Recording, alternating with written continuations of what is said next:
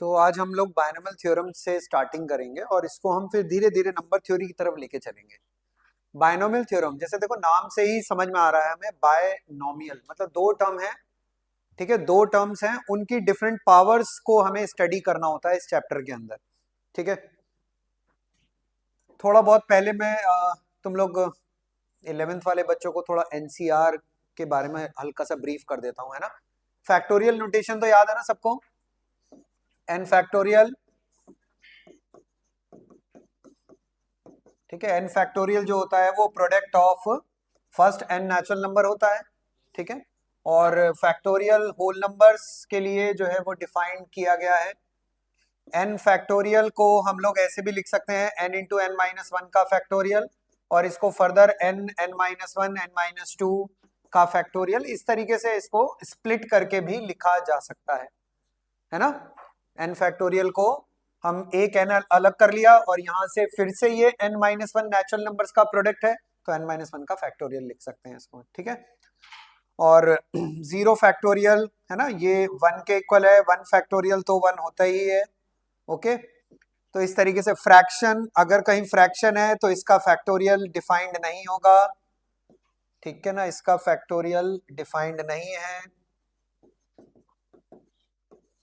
और अगर कोई निगेटिव नंबर आ गया, इसका भी फैक्टोरियल डिफाइंड नहीं है ना। हाँ, लेकिन एक इंपॉर्टेंट चीज है समझने की हम लोगों के लिए, कि अगर यही टर्म्स डिनोमिनेटर में बैठे हो, अगर मान लो कहीं पे ऐसे लिखा हुआ है 1/3/2 का फैक्टोरियल, तो बच्चे ये टेंडिंग करेगा जीरो की तरफ, है ना। अगर डिनोमिनेटर में फ्रैक्शन का फैक्टोरियल लिखा हुआ है, क्योंकि 3/2 का फैक्टोरियल डिनोमिनेटर में लिखे होने का मतलब हो गया, अगर मैं फैक्टोरियल की डेफिनेशन को अप्लाई करूं तो 3/2, फिर 1/2, फिर -1/2, फिर -3/2, ये एंडलेस माइनस इंफिनिटी तक चलता रहेगा ना।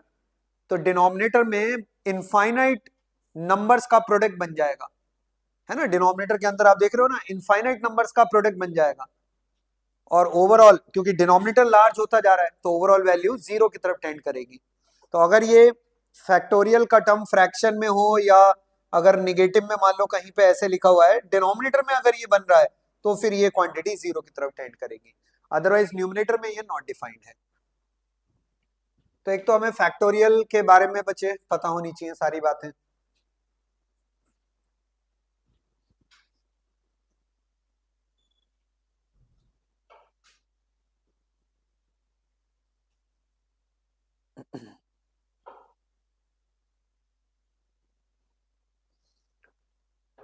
इसके अलावा थोड़ा सा एनसीआर को भी हमें अभी पढ़ना पड़ेगा, है ना। कॉम्बिनेशन को थोड़ा सा पढ़ना पड़ेगा क्योंकि बायनॉमियल में उसका बहुत यूज होगा।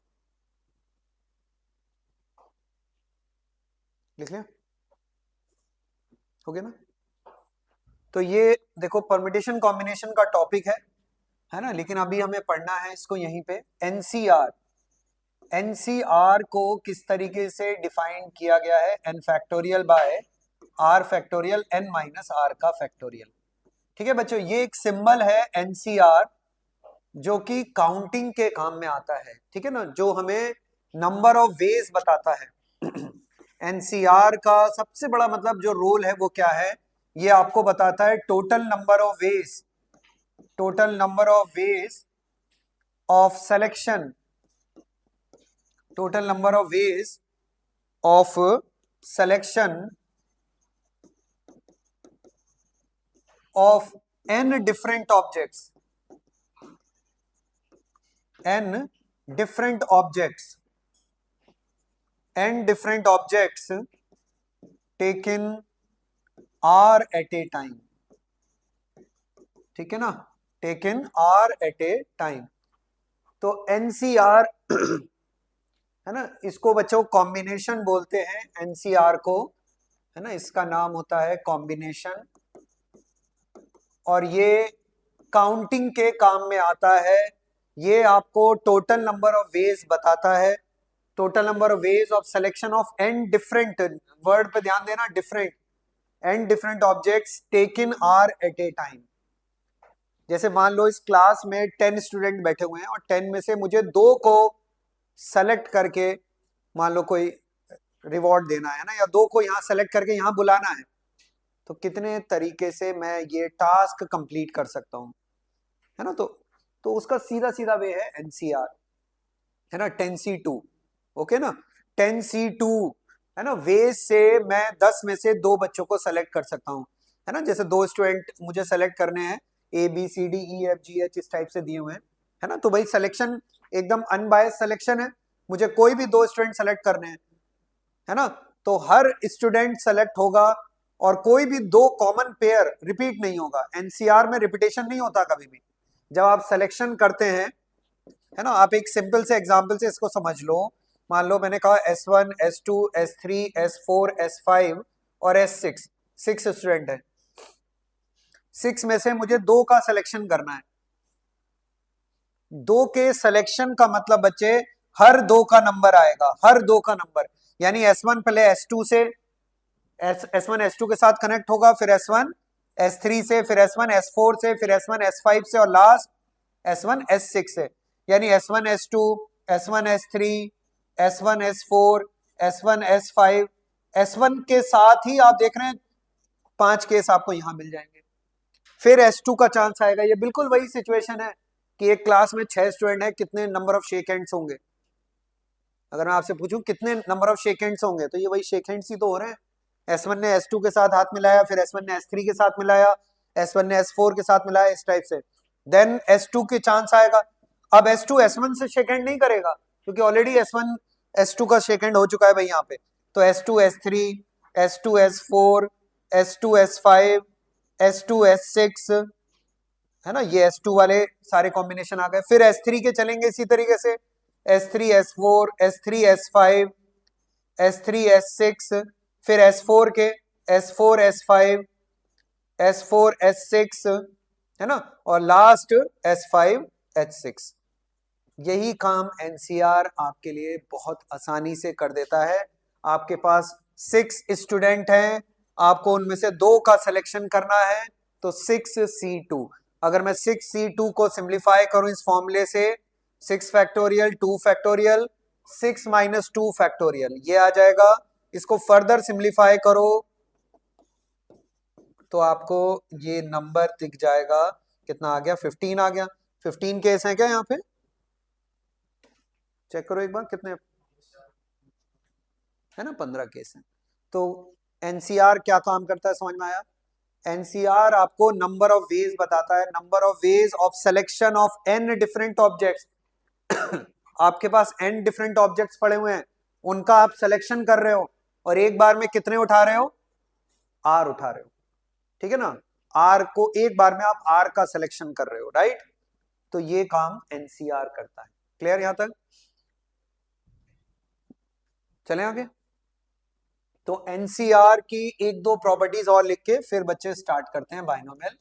जैसे एनसीआर इक्वल होता है NCN माइनस आर के, ठीक है। और हमें यह भी याद रखना है एनसीआर के अंदर बच्चे n हमेशा r से बड़ा होता है, ये सब होल नंबर्स हैं, ठीक है ना। n की वैल्यू हमेशा r से बड़ी होती है।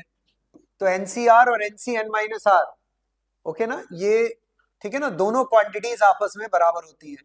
अगर कहीं NCA इक्वल टू NCB लिखा हुआ है तो 2 पॉसिबिलिटी होंगी, या तो A और B बराबर होंगे या फिर A प्लस बी N के इक्वल होगा, ठीक है। अगर NCA NCB के इक्वल लिखा हुआ है तो ये 2 पॉसिबिलिटी होंगी।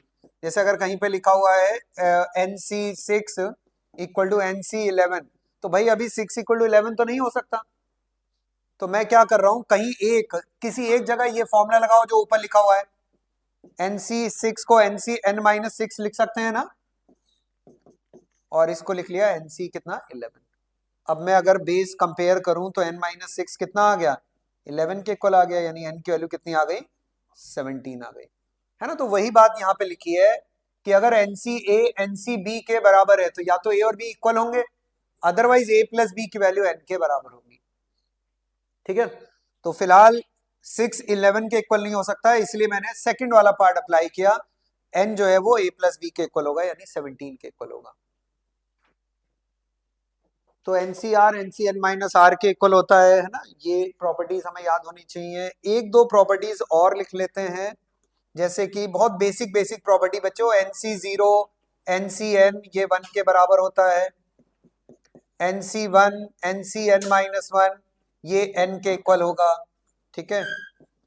N n C r plus n C r minus one ये इक्वल होता है n plus one C r के। और एन सी आर ये इक्वल होता है एन बाई आर और n minus one C r minus one के। ये सब ओपन करके देखोगे सब तुम्हें दिखाई देगा यार, तो सारी क्वांटिटी आपस में इक्वल है। तो ये कुछ रिजल्ट्स हैं जिनको लेके अब मैं बायनोमियल में आगे बढ़ रहा हूँ, है ना। ये सब आसानी से प्रूफ किए जा सकते हैं, जैसे इनको ओपन करोगे सिंप्लीफाई करोगे एलसीएम वगैरह लेके इस क्वांटिटी के बराबर आ जाएगा ये।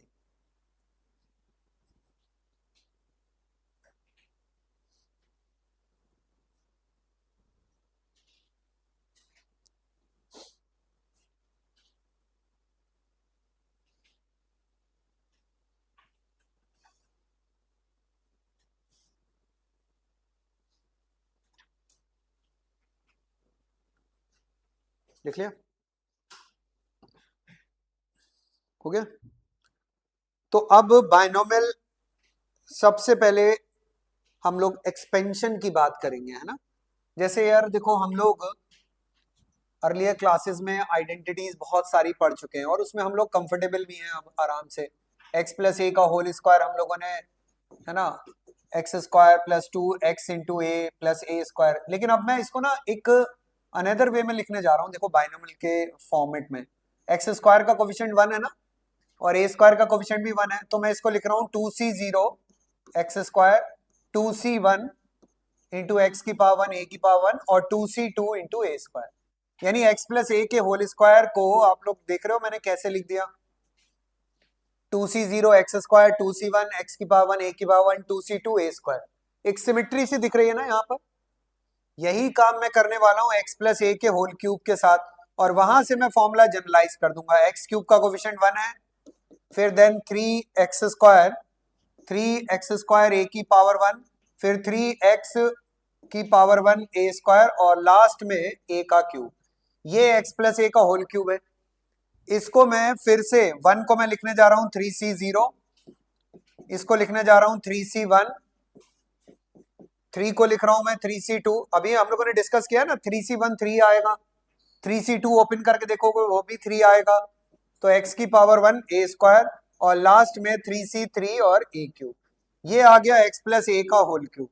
अब यहां से मुझे काफी कुछ आइडिया लग गया है कि सर ये तो पैटर्न बड़ा सिमेट्रिकल सा है।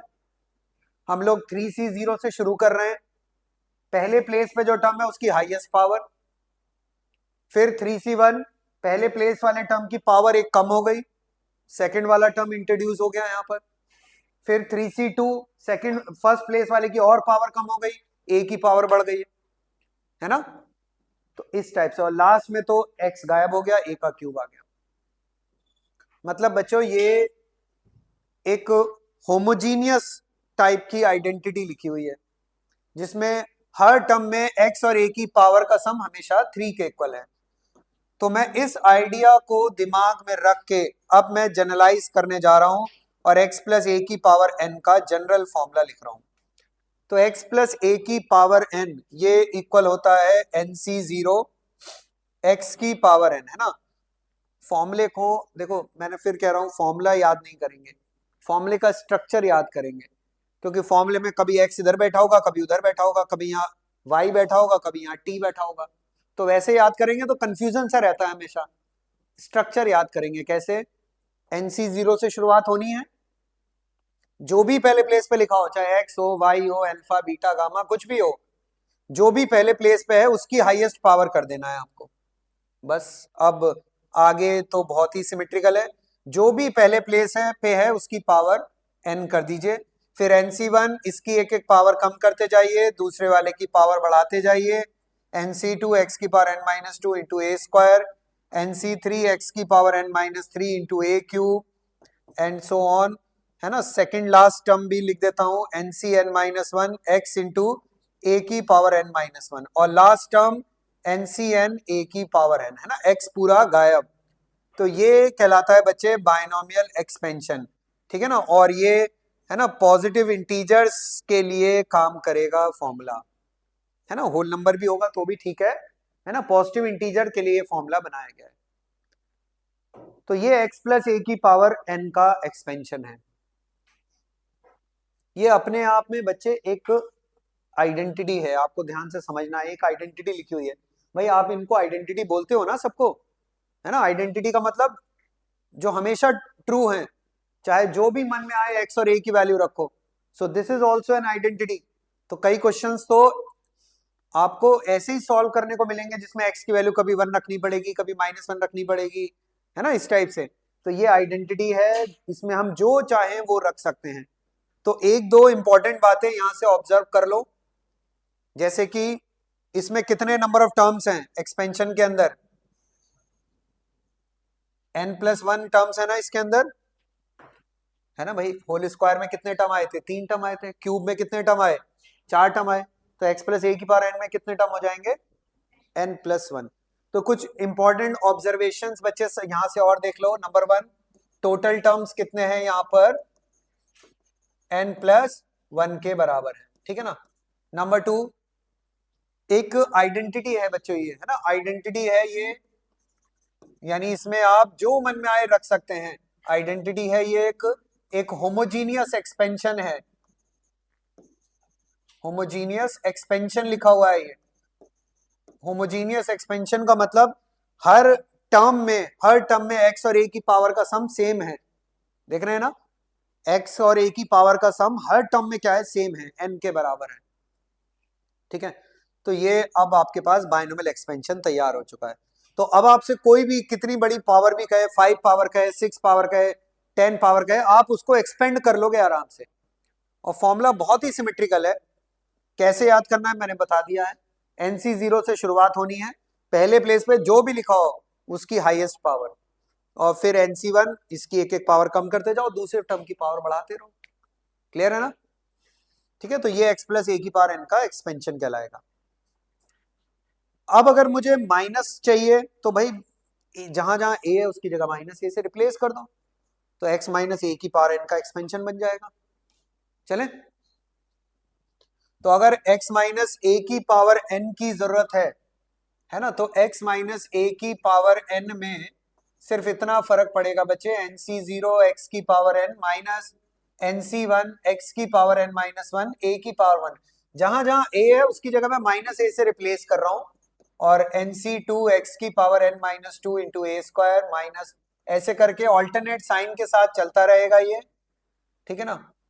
और लास्ट टर्म जो है कुछ ऐसा दिखाई देगा, तो ये x माइनस ए की पावर n का एक्सपेंशन हो जाएगा।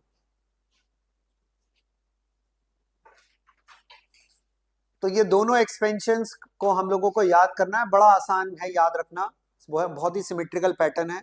NC0 से हमेशा स्टार्टिंग होगी, और जो p पहले प्लेस पे है उसकी हाईएस्ट पावर करना है।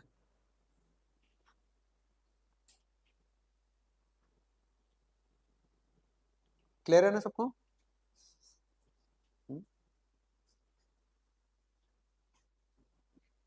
तो अब कुल मिला के बात ये हो गई बच्चों कि अब मुझे कोई खास टेंशन नहीं है, मुझसे कोई भी एक्सपेंशन अगर बोला जाएगा तो मैं उसको एक्सपेंड तो कर सकता हूँ, है ना।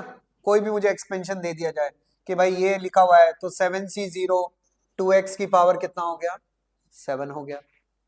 बस अब मैं पैटर्न के थ्रू याद रखूंगा, ये रटूंगा नहीं मैं, ऊपर जो फॉर्मूला लिखा हुआ है ना, NCR आना ही आना है, पहले प्लेस पे जो भी लिखा है उसकी पावर n, फिर उसके बाद 7C1 2x की पावर 1 कम हो जाएगी, और दूसरा वाला टर्म इंट्रोड्यूस करना पड़ेगा हमें यहाँ पे, माइनस का 1/√x। फिर बस ये पैटर्न आगे चलाते रहो बच्चे, 7C2 2x की और पावर कम हो जाएगी, और -1/√x का होल स्क्वायर, ऐसे करके ये चलता रहेगा। समझ आ रही है ना बात सबको, है ना। अपने आप ऑल्टरनेट साइन आ जाएंगे, यहाँ माइनस आ जाएगा, अगले में प्लस आ जाएगा, फिर अगले में माइनस आ जाएगा, है ना, ऑल्टरनेट साइन बन जाएंगे, ठीक है।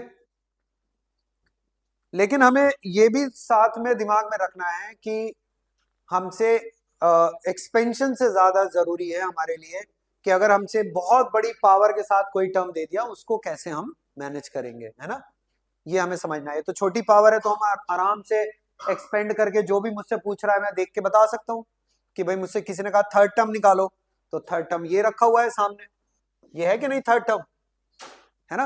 या किसी ने कहा एक्स की समथिंग पावर के बारे में बताइए, तो वो भी हम यहाँ से देख सकते हैं। लेकिन अगर कोई बहुत बड़ी पावर होती तो फिर हमें दिक्कत आता, तो उसके लिए भाई एक जनरल टर्म का कंसेप्ट है, जनरल टर्म बना लेते हैं इसका। जैसे भाई आपने एपी जीपी में भी किया था ना, उनके जनरल टर्म पढ़े थे, क्यों पढ़े थे, क्यों पढ़े थे जनरल टर्म? भाई अगर आपसे कोई कह रहा है कि 1 3 5 7 एक एपी चल रही है, इसका इसका 1000वां टर्म निकालो, तो ऐसे थोड़ी लिखते जाओगे शाम तक कि लिखते रहेंगे सर, पहुंच ही जाएंगे थोड़ी देर में। आपने जनरल टर्म पढ़ लिया था, जनरल टर्म से आप इसका, है ना, जनरल टर्म लिखा करते थे a+n-1 × d, और n की वैल्यू रख के आप वो टर्म निकाल लेते थे। तो वैसे ही बच्चे बाइनोमियल का भी जनरल टर्म लिख लेते हैं, जिससे कि हमें अगर कोई भी बहुत दूर कोई टर्म पूछा गया है तो हम आसानी से कैलकुलेट कर पाए। ओके, चलो चलें आगे। तो इसका जनरल टर्म पे बात करते हैं बच्चे, क्योंकि मोस्टली जेई में जो क्वेश्चन आते हैं वो जनरल टर्म से बहुत ज्यादा आते हैं, और मुझे जो इसको नंबर थ्योरी के साथ जोड़ना है उसके लिए भी मुझे एक्सपेंशन और जनरल टर्म दोनों की जरूरत है। तो जनरल टर्म x+a⁴n का सबसे पहले लिखेंगे। x+a⁴n का एक्सपेंशन आप लोगों ने देख लिया कि वो कुछ ऐसा दिखाई देता है, nc1 x⁻n−1 a⁴1, nc2 x⁻n−2 × a², nc3 x⁻n−3 × a³। अच्छा मुझे एक बात बताओ, अगर मैं तुम लोगों से कहूं कि इसका मुझे थर्ड टर्म बताओ कौन सा है, तो थर्ड टर्म में क्या आया है, ये है ना थर्ड टर्म, है ना। थर्ड टर्म में nc2 इन्वॉल्व हुआ है कि नहीं, हुआ है ना, है ना। तो थर्ड टर्म में nc2 इन्वॉल्व हुआ है, नोटिस करना ये बात। थर्ड टर्म जब मैं बोल रहा हूं तो थर्ड टर्म में क्या आया है, nc2 आया है, यानी एक कम। और मैं कह रहा हूं फोर्थ टर्म बताओ, तो nc3 आया है। क्यों आया है, क्योंकि एक्सपेंशन 0 से शुरू हुआ है। तो जब मैं कह रहा हूं फोर्थ टर्म तो उसमें आया nc3। तो अगर मुझे कोई बहुत दूर कहीं कहीं पे एनसीआर वाला टर्म चाहिए तो वो टर्म होगा tr+1, है ना। तो इसका जनरल टर्म जो होता है उसको tr+1 से डिनोट करते हैं। जैसे हम एपी में nth टर्म लिखते थे, है ना, जीपी में एपी में हम rth टर्म बोलते थे ना, या nth टर्म बोलते थे जनरल टर्म को। बाइनोमियल में थोड़ा अलग होगा बच्चे, r+1th टर्म, है ना। tr+1 होता है एनसीआर x⁻n−r और a⁻r, ये इसका जनरल टर्म कहलाता है। आप लोग चेक करके देखो, r की वैल्यू 0 से लेके n तक कोई भी नंबर रख के देखो। जैसे आपने r को 0 लिया, बाय डिफॉल्ट आपको कौन सा टर्म मिलेगा, फर्स्ट टर्म मिलेगा 0 रखने पे, है ना। तो यहाँ पे आप जो नंबर रखोगे, है ना, आपने r को 0 रखा तो फर्स्ट टर्म मिलेगा, 1 रखोगे तो सेकंड टर्म मिलेगा, 2 रखोगे तो थर्ड टर्म मिलेगा, 2 रखोगे थर्ड टर्म, वही जो लिखा हुआ है वो आपको मिल जाएगा, है ना। तो इसलिए बाइनोमियल के जनरल टर्म को tr+1 से रिप्रेजेंट करते हैं। तो ये मान के चलो कि ये भाई किंग होता है इस चैप्टर का, जिसपे कि सबसे ज्यादा जो है वो क्वेश्चंस बनते हैं, है ना, जनरल टर्म पे हम बदल सकते हैं। नहीं, अलग दिखने में अलग हो जाएगा, खाली तेरे को ऐसा लगेगा, क्योंकि देखिए nc0 x⁻n और आखिरी टर्म क्या है, ncn a⁻n है ना। तो ncn को तू nc0 भी तो लिख सकता है, किस वाले फॉर्मूले में। हाँ तो ठीक है, उससे फर्क नहीं पड़ा। मेन चीज क्या है कि अगर मैं a+x भी लिखूंगा यहाँ पे, है ना, तो a⁻n−r आ जाएगा, x⁻r आ जाएगा, बट उससे है। लेकिन जब हमारे सामने प्रॉब्लम्स आएंगे, हमें कोई पर्टिकुलर वो x का कोफिशिएंट पूछ रहा है या हमें a का कोफिशिएंट पूछ रहा है, तो उसके लिए तो आप चाहे x+a लिख लो, चाहे a+x लिख लो, वो पर्टिकुलर पावर के साथ में जो भी टर्म है वो तो अलग नहीं आएगा, है ना। तो उससे फर्क नहीं पड़ेगा। तो आप x+a⁻n ले लो या a+x⁻n ले लो, दोनों एक्सपेंशन सेम है। बस हाँ ये है कि आपने ऐसे समझ लो रिवर्स करके लिख दिया है एक्सपेंशन को, इतना फर्क पड़ेगा बस, क्लियर ना। और यही चीज अगर मैं x-a⁻n में लिखूं, तो x-a⁻n का एक्सपेंशन है ना, ये उसका एक्सपेंशन होता है, मैंने समेशन की फॉर्म में लिख दिया बच्चों, है ना, ये उसका एक्सपेंशन है। तो x माइनस ए की पावर n का जनरल टर्म कहलाता है -1 की power r n C r x की पावर n माइनस आर और a की पावर r, ये है इसका जनरल टर्म। ठीक है, ये इसका जनरल टर्म कहलाएगा।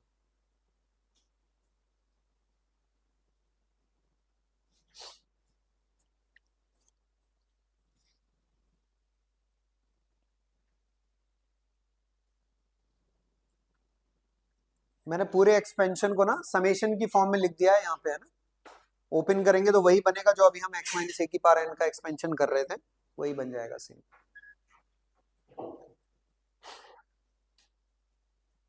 हो गया। तो एक सबसे पहले एक प्रॉब्लम लेते हैं जिससे कि हमें थोड़ा जनरल टर्म का यूज जो है वो समझ में आ जाए।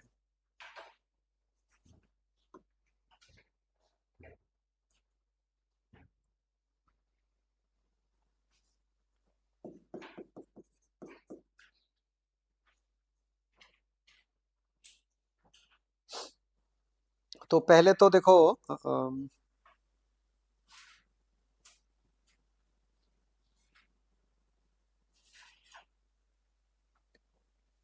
जैसे मैं एक एक्सपेंशन उठा रहा हूँ, x प्लस 1 एक्स की पावर 2/3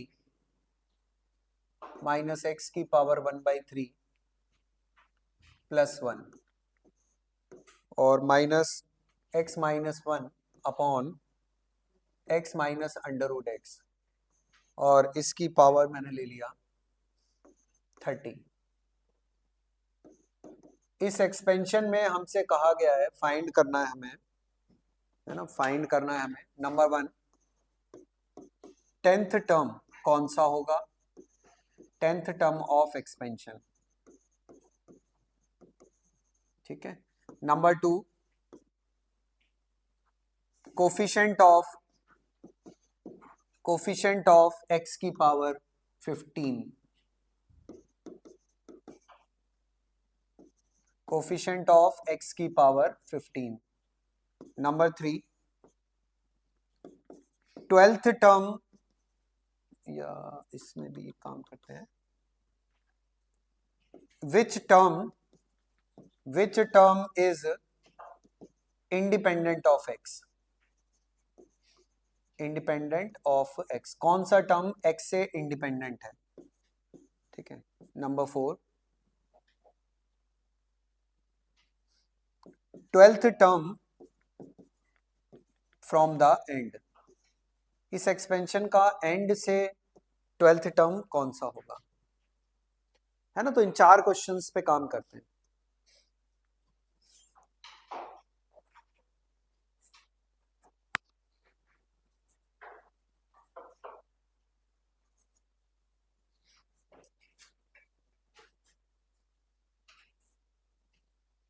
तो शुरुआत कैसे करें इसकी। हाँ, सबसे पहले तो ये बच्चों अलजेब्रा का क्वेश्चन है, अभी बाइनोमियल तो इसको बनाना है ना, सबसे पहले ये अलजेब्रा है। आपको दिख रहा है कितने गंदे गंदे टर्म्स यहाँ पे इन्वॉल्व किए गए हैं। तो पहले अलजेब्रा लगा के जरा इसको सिंपलेस्ट फॉर्म में लेके आइए। आपने सब सीखा है, ये पॉलिनोमियल में भी पहले भी सीखा है, इसको सिंपलेस्ट फॉर्म में लाइए, कुछ कीजिए ऐसा कि ये सिंपलेस्ट फॉर्म में आ जाए। फ्रैक्शन पावर दिख रही है आपको, ऊट पटांग टर्म दिख रहे हैं, पहले इसमें अलजेब्रा लगना है।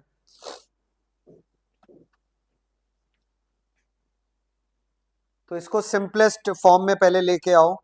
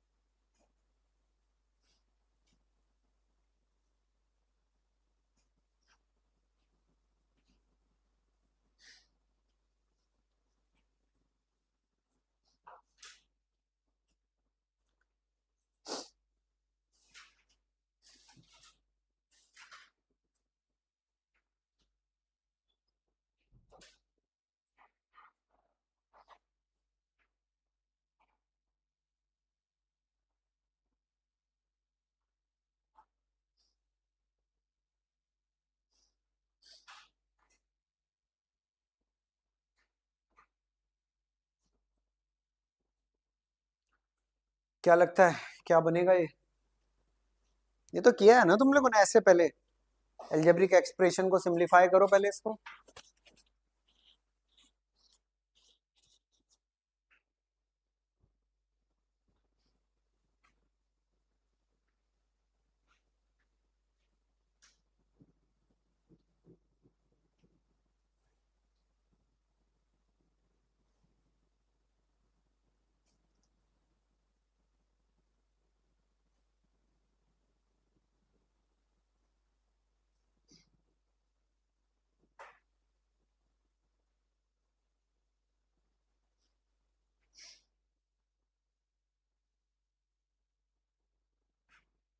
हुआ सिंप्लीफाई है? भूल गए तुम लोग फिर हैं। देखो इसमें ये जो पहला वाला टर्म है, फर्स्ट टर्म, इसके अंदर मैं फर्स्ट टर्म उठा रहा हूं इसका। इस फर्स्ट टर्म में आप थोड़ी देर के लिए x को t क्यूब नहीं मान सकते हो। मैंने पहले भी बताया ना, फ्रैक्शन पावर को खत्म करने की कोशिश करना है। आप फ्रैक्शन पावर खत्म करोगे, पॉलिनोमियल आ जाएगा, तो आपको अपने आप रास्ता दिखने लगेगा, है ना। तो फ्रैक्शन पावर को खत्म करो। फ्रैक्शन पावर को खत्म करने के लिए आप थोड़ी देर के लिए x को टी क्यू मान लीजिए। तो आप x को टी क्यू मानोगे, क्या आ जाएगा ये t q plus one upon t square minus का टी और प्लस का वन। अपने आप आपको रास्ता दिखने लग जाएगा। A cube plus b cube की आइडेंटिटी लगाओ न्यूमरेटर में। तो a cube plus b cube क्या आ जाएगा, a plus b, a square plus b square minus a b, और ये कैंसिल हो गया पूरा टर्म नीचे, है ना। ये थोड़ा सा आदत इन चीजों की डालनी है अब हम लोगों को, है ना, कि जहां से बहुत एल्जेब्रिकली खराब एक्सप्रेशन लिख रखे हुए हैं उनको सिंप्लीफाई करने की कोशिश करो। और सिंप्लीफाई करने का एक रास्ता है, पॉलिनोमियल में ले जाओ। पॉलिनोमियल में तुम्हारे पास दुनिया भर की आइडेंटिटी है। तो अल्टीमेटली इसकी वैल्यू कितनी आ गई, टी प्लस वन आ गई। टी प्लस वन का मतलब टी की वैल्यू वापस रख दो, ये एक्स की power one by three plus one लिखा हुआ है। तो ये इतना डरावना सा जो इतना बड़ा एक्सप्रेशन है, ये एक्चुअल में क्या निकला, एक्स की power one by three plus one निकला। यही काम सेकंड वाले के साथ करो। सेकंड वाले में भी, है ना, सेकंड वाले में भी बचे ये जो टर्म लिखा हुआ है, एक्स को कुछ मान लो, टी स्क्वायर मान लो। सेकंड टर्म में आप x को कुछ मान लो, यू स्क्वायर लेट कर लो। तो x को अगर यू स्क्वायर लेट किया है तो u square minus one upon u square minus u आ गया। ऊपर फैक्टर हो गए, u minus one, u plus one, और नीचे u कॉमन आ गया, ये टर्म फिर कैंसिल हो गया। ठीक है, u से डिवाइड कर दो इसको, तो ये आ जाएगा वन प्लस यू की पावर माइनस वन। और u की वैल्यू वापस रख दूं मैं, ठीक है, u की वैल्यू वापस रख दो। u कितना है, x की पावर वन बाई टू, तो x की power minus one by two. तो ये जो देखने में सेकंड वाला इतना अजीब सा टर्म लग रहा था, ये एक्चुअली ये है। तो फाइनली एक्सपेंशन क्या हुआ हमारे पास, एक्सपेंशन हमारे पास आ गया। इसकी वैल्यू रख रहा हूं x की power one by three plus one, और दूसरे वाले की वैल्यू है वन प्लस एक्स की power minus one by two. ये स्टेप क्लियर हुआ सबको कि नहीं, वन से वन कैंसिल हो जाएगा। अब ये बाइनोमियल का क्वेश्चन बन गया है। अभी तक तो ये बाइनोमियल का क्वेश्चन था ही नहीं। अगर मैं पहले स्टेप में उठा के जनरल टर्म लिखने की कोशिश करता तो कुछ नहीं मिलता मुझे। एक्स के टर्म इतना बिखरे पड़े हैं ना चारों तरफ कि मेरे लिए किसी भी कोफिशिएंट को निकालना ऑलमोस्ट इम्पॉसिबल हो जाता। तो एक्चुअल में प्रॉब्लम ये नहीं है, प्रॉब्लम है ये। अब हम इसके ऊपर काम करेंगे और अब हम लिखेंगे इसका जनरल टर्म, है ना। यहां से क्वेश्चन की शुरुआत होती है बच्चों। अब इसका हमें जनरल टर्म लिखना है। जनरल टर्म में भी मैंने कहा है ना, फॉर्मूला याद नहीं करना है, फॉर्मूले का तरीका याद करना है, उसका स्ट्रक्चर याद करना है। जनरल टर्म क्या होता है, एनसीआर तो आना ही आना है ना, एनसीआर तो आएगा ही आएगा। एन जो पावर है, पहले प्लेस पे जो लिखा हुआ है उसकी पावर एन माइनस आर, और जो दूसरे प्लेस पर है उसकी पावर आर, है ना। अब ऐसे याद करोगे तो सारा झंझट ही खत्म हो जाएगा, पहले पे कौन लिखा है, दूसरे पे कौन लिखा है ना। आपको फर्स्ट प्लेस पे जो भी लिखा है उसकी पावर एन माइनस आर, और सेकंड प्लेस पर जो टर्म है विद साइन उसकी पावर आर आपने कर दी। कोई दिक्कत इसमें? जनरल टर्म क्लियर हुआ सबको? तो जनरल टर्म मैं फिर से रिपीट कर रहा हूं बच्चे, x प्लस ए की पावर n में जनरल टर्म होता है NCR, पहले प्लेस की पावर n माइनस आर, दूसरे प्लेस की पावर r। ऐसे याद करो, कोई कंफ्यूजन नहीं रहेगा किसी तरीके का। अब x की पावर को एक साथ कलेक्ट करना है हमें, ठीक है? तो उनको कलेक्ट कर लेते हैं। हो गया यहां तक? तो हमारे पास finally t r plus one की वैल्यू आ गई 30 CR और x की पावर 1/3 का मतलब हो गया 10 माइनस r/3 और इंटू एक्स की पावर माइनस r/2, है ना? ये हमारे पास आ गया जनरल टर्म, और एक -1 की पावर r और है, ठीक है? -1 की पावर r यहां लिख देता हूं। क्लियर ना? तो मैंने माइनस का जो टर्म था वो अलग कर दिया, x की पावर को एक साथ कलेक्ट कर लो, ये पावर ऐड हो जाएंगी ना, बेस सेम है। तो फाइनली जनरल टर्म आ गया 30 CR, x की पावर, ये ऐड करो कितना हो गया, r/3 r/2 कितना आ गया, 5r/6 आ गया ना, और -1 की पावर का r। Equation number 1। बच्चे अब हम लोग बिल्कुल रेडी टू गो हैं, यानी कि अब आप लोग जो भी क्वेश्चंस हैं उन सब के आंसर यहां से दे सकते हो, ठीक है ना? और ये काम आपको लगभग हर प्रॉब्लम में करना है। एक्स के टर्म अगर इधर उधर पड़े होंगे तो आपके लिए बहुत मुश्किल खड़ी हो जाएंगी। एक्स वाले टर्म को एक जगह आपको कलेक्ट करना है।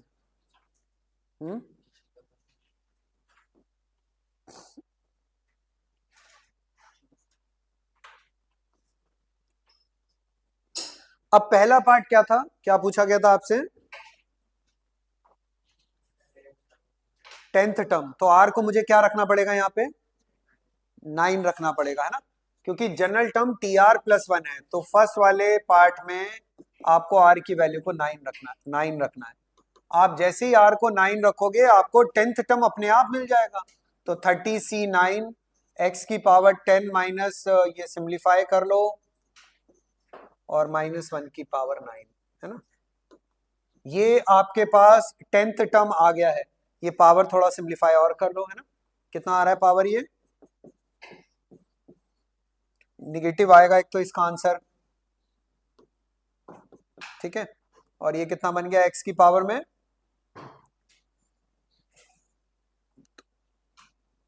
15/2, 5/2 आ रहा है। तो ये इसका 10th टर्म है। तो इस एक्सपेंशन का बच्चों 10th टर्म ये है। सेकंड पार्ट में क्या बोला है, कोफिशिएंट किसका बताना है, 15 का। तो जब भी कोफिशिएंट कहे निकालने के लिए, आप बच्चे ये जो पावर है ना एक्स की, इसको उठा के 15 के इक्वल रख लो, और वहां से देखो क्या आर कोई होल नंबर आएगा, है ना? तो 10 माइनस 5r/6 इसको मैं 15 के बराबर रख रहा हूं, और यहां से देखता हूं क्या कोई r मिलने का चांस है। ये तो इम्पॉसिबल टास्क लग रहा है, क्योंकि ये तो निगेटिव आ गया, है ना? तो भाई ये तो बेकार है, छोड़ दो। r की वैल्यू -6 आ गया। r एक होल नंबर है, तो इसका मतलब x की पावर 15 पूरे एक्सपेंशन में कभी भी नहीं बना होगा। इसका सीधा सा मतलब समझ रहे हो ना, कि इसमें भाई आपने जब इसका एक्सपेंशन आप लिखोगे अगर, तो x की पावर 15 कभी नहीं बना है, जरूरी थोड़ी हर टर्म बनना ही बनना है ना? तो इसलिए x की पावर 15 कभी नहीं बनेगा इसमें। नेक्स्ट पार्ट में क्या कहा गया है, थर्ड में, which term is independent of x। तो which term is independent of x अगर निकालना है तो इसको एक बार 0 रख लो, है ना? तो थर्ड पार्ट के लिए हम लोग क्या करेंगे, 10 माइनस 5r/6 को 0 रख देंगे, और यहां से अब सॉल्व करो, तो r की वैल्यू कितनी आ गई, 12 के बराबर आ गई। इसका मतलब जब r 12 है, यानी कि 13th term independent of x होगा, राइट? ठीक है? तो फाइनली 13th जो टर्म है, 13th term is independent of x, है ना? तो 13th term is independent of x।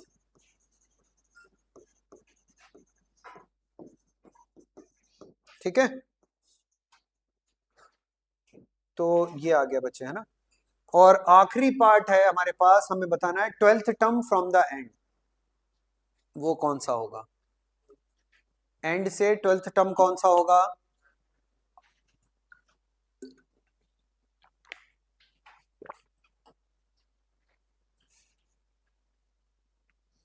देखो इस कंफ्यूजन को दूर करते हैं, है ना, क्योंकि इसमें भी ना गलती होने के चांस रहते हैं। ठीक है, अब देखो आपको ट्वेल्थ टर्म एंड से निकालना है, तो वैसे तो इसके कई रास्ते हैं, इसके कई रास्ते हैं। आपके पास ये एक्सपेंशन है, इस एक्सपेंशन को आप उल्टा कर दो, इस एक्सपेंशन को उल्टा कर दो, ये टर्म इधर कर दो, ये टर्म इधर कर दो, तो जो एंड से ट्वेल्थ है वो स्टार्टिंग से ट्वेल्थ हो जाएगा, वो निकाल दो आप। लेकिन इसमें मेहनत लगेगी, फिर से आपको जनरल टर्म लिखना पड़ेगा, है ना।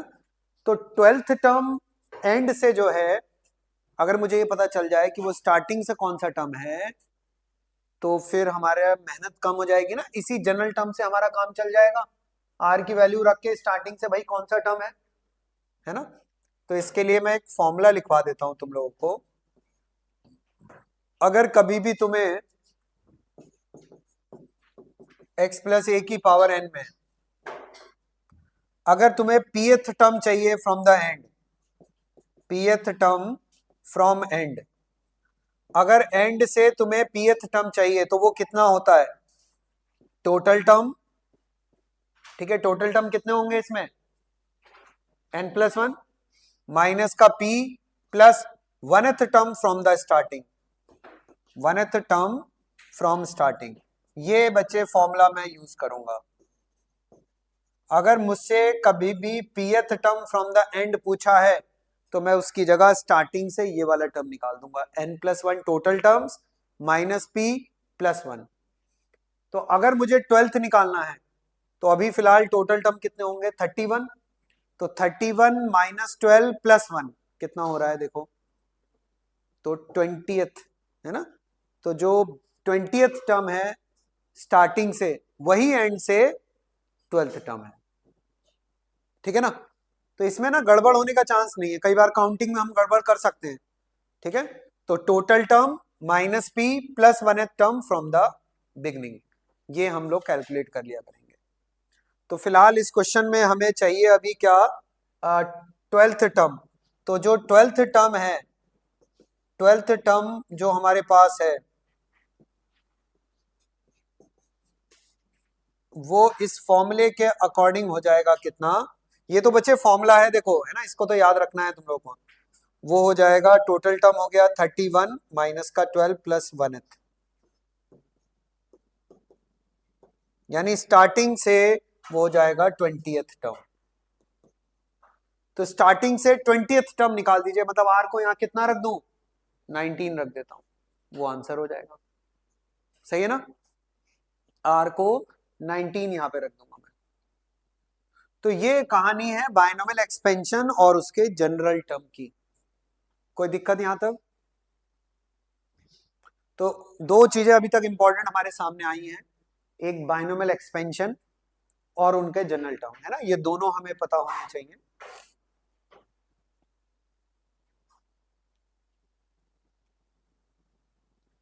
अब इसके एप्लीकेशन पे मैं आ रहा हूं कि इसमें कैसे कैसे क्वेश्चंस बनेंगे, कैसी कैसी चीजें आपसे पूछी जा सकती हैं ना, उस पे आता हूं मैं।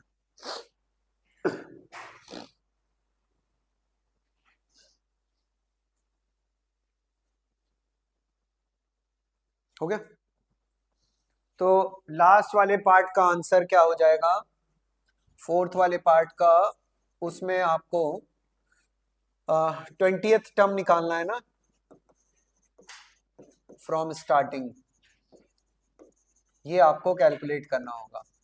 तो बस इक्वेशन नंबर 1 में r की वैल्यू को 19 रख दो, है ना, बस वहीं से कैलकुलेट हो जाएंगी चीजें। ठीक है ना, कोई दिक्कत इसमें। तो जब भी कोई टर्म निकालना हो, कोई पर्टिकुलर x की पावर का कोफिशिएंट निकालना हो, है ना, ये पता करना हो कौन सा टर्म है जिसमें x कैंसिल हो गया होगा, इंडिपेंडेंट ऑफ x है, या एंड से कोई टर्म पूछ रहा हो, तो ये सारे काम जनरल टर्म कर सकता है।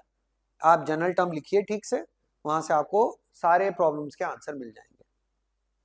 ओके, अब आते हैं हम इनके एप्लीकेशंस पे कि ये कहाँ कहाँ पे कैसे कैसे एप्लीकेशंस में यूज होता है ना, बाइनोमियल एक्सपेंशन, ये जनरल टर्म वगैरह। उससे पहले एक काम और कर लेते हैं, मिडिल टर्म और डिस्कस करके खत्म कर देते हैं इसको, है ना। तो एक छोटा सा टॉपिक और लेते हैं बच्चे, मिडिल टर्म। मिडिल टर्म आप लोग अच्छे से जानते हो। मिडिल टर्म जो होता है किसी भी सीरीज का, वो उसके नंबर ऑफ टर्म्स पे डिपेंड करता है ना। अगर मैं कोई सीरीज ले रहा हूं जिसके अंदर ऑड नंबर ऑफ टर्म्स हैं, तो भाई उस केस में उसका एक ही मिडिल टर्म होगा ना, है ना, एक मिडिल टर्म आएगा। लेकिन अगर किसी सीरीज में इवन नंबर ऑफ टर्म्स है, तो फिर कितने मिडिल टर्म आते हैं, है ना, दो मिडिल टर्म आते हैं। तो ये बात तो यूनिवर्सली ट्रू है, तो ये बात यहाँ भी कोई झूठ थोड़ी हो जाएगी, है ना, यहाँ भी ये बात सत्य रहेगी, है ना। तो मिडिल टर्म जो होता है वो नंबर ऑफ टर्म्स पे डिपेंड करता है। तो अब लेकिन थोड़ी सी दिक्कत क्या है कि x प्लस ए की पावर n के एक्सपेंशन में नंबर ऑफ टर्म्स होते कितने हैं, नंबर ऑफ टर्म्स होते कितने हैं, n प्लस वन, यानी जितनी पावर है उससे एक ज्यादा।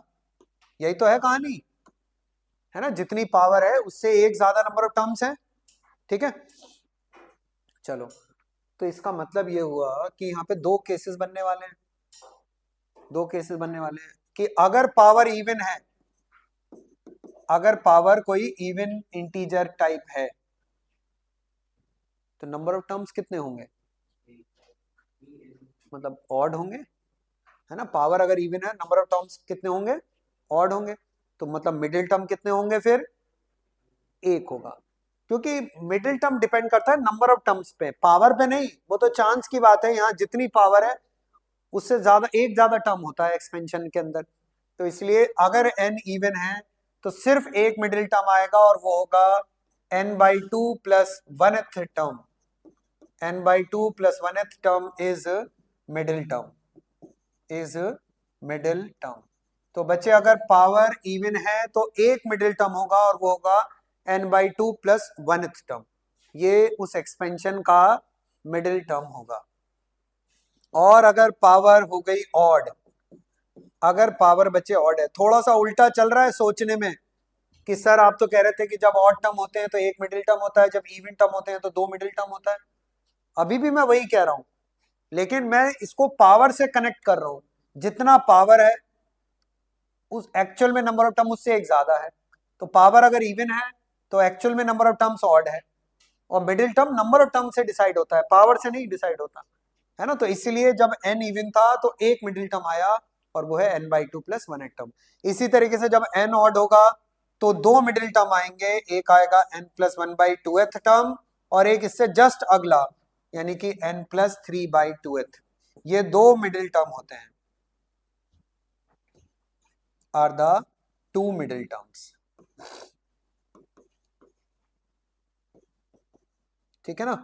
तो ये बच्चे दो मिडिल टर्म होते हैं, और ये मिडिल टर्म की कहानी है ना। तो ये इंफॉर्मेशन और आप याद रखिए।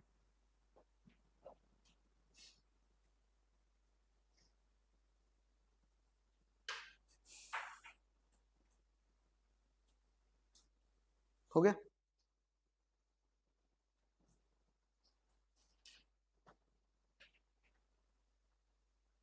देख लिया। तो जैसे अगर मैं एक बस एक क्वेश्चन करके आगे निकलते हैं। मान लो मैंने आपसे कहा कि इन 1 प्लस एक्स की पावर 2n, इन 1 प्लस एक्स की power 2n prove that middle term middle term is 1 3 5 2n minus 3 2n minus 1 upon n factorial into 2 की पावर n इंटू एक्स की पावर n। ठीक है ना। हमें ये प्रूफ करना है कि 1 प्लस एक्स की पावर 2n के एक्सपेंशन में जो मिडिल टर्म होगा, है ना, मिडिल टर्म होगा वो ये होगा। देखो मिडिल टर्म कह रहा है तो ये है। अगर वो मिडिल टर्म का कोफिशिएंट कहता, तो कोफिशिएंट समझते हो ना, वेरिएबल को छोड़ के जितना भी कुछ है वो सब क्या कहलाता है, कोफिशिएंट होता है। तो मैं एक्स की पावर एन छोड़ देता अगर कोफिशिएंट कह रहा होता, बट अभी ठीक है मिडिल टर्म बोला है। तो बचे 1 + x⁴ 2n। इस एक्सपेंशन का मिडिल टर्म कौन सा टर्म है?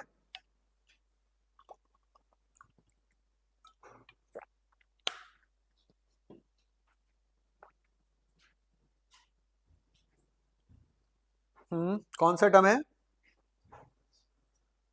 पावर कैसा है? इवन नंबर है, तो इसका मतलब नंबर ऑफ टर्म्स ऑड है, तो ए की मिडिल टर्म है। और ए की मिडिल टर्म है वो हमने अभी पढ़ ही लिया है ना, कि जितने पावर है 2 + 1th टर्म। मैं फिर कह रहा हूं, आप लोग बिल्कुल भी ना फॉर्मूलों को फॉर्मूले की तरह मत याद किया करो, है ना। अगर है ना, थोड़ा सा आपको उसके स्ट्रक्चर की तरह याद करना है। पावर अगर n है तो n/2, n इवन है, n/2 + 1, है ना। हमेशा पावर n थोड़ी रहने वाली है, कुछ भी और आएगा वो यहाँ रिप्लेस होगा। तो वही यहाँ पर है, फिलहाल पावर इवन है, तो 2n/2 + 1th टर्म ये इस एक्सपेंशन का मिडिल टर्म होने वाला है। यानी कि कुल मिला के बचे n+1th टर्म, ये मिडिल टर्म है। ये हमें अब कैलकुलेट करना है n+1th टर्म। तो ठीक है, जनरल टर्म लिखो। जनरल टर्म लिखना तो आ ही गया ना तुम लोगों को अब। जनरल टर्म तो समझ लो इस चैप्टर की रीढ़ की हड्डी है, समझ गए ना, बाइनोमियल की। 80% क्वेश्चन जेई में आते हैं जनरल टर्म के, और 20% सीरीज पे बेस्ड आते हैं। तो सारा पूरा गेम जनरल टर्म का ही है। तो TR+1 NCR, पहले प्लेस पे जो भी लिखा हुआ है उसकी पावर n-r, सेकंड प्लेस पे जो लिखा हुआ है उसकी पावर r। कहानी की तरह याद रखना है जनरल टर्म लिखना, है ना। NCR पहले प्लेस पे जो भी है उसकी पावर n-r, सेकंड प्लेस पे जो है उसकी पावर r। और बच्चे मुझे यहाँ पर r को n के बराबर रखना है, क्योंकि मुझे Tn+1 टर्म चाहिए। तो Tn+1 आ गया 2nCn और x की पावर n। ये हमारा आंसर हो गया, है ना। ये आंसर आ गया इसका, बस ये करना था इसके अंदर। अब आपको लेकिन यहां से यहां तक का रास्ता तय करना है। यानी कुल मिला के आपको ये प्रूफ करना है कि 2nCn की वैल्यू क्या आने वाली है। ये ये जितना दिख रहा है ना, ये सब 2nCn है। तो जरा ये कोशिश करो एक बार कि 2nCn है ना, ये है। और ये बड़ा अच्छा रिजल्ट है, इसको बाद में याद भी रख लेंगे कि 2nCn को है ना इस फॉर्मेट में लाया जा सकता है। 2nCn को ओपन करके देखो एक बार।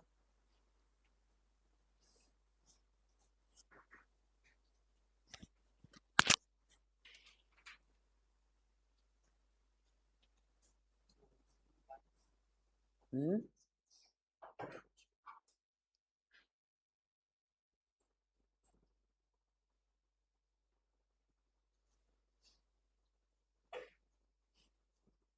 NCR का फॉर्मूला लगा के 2nCn को ओपन करो।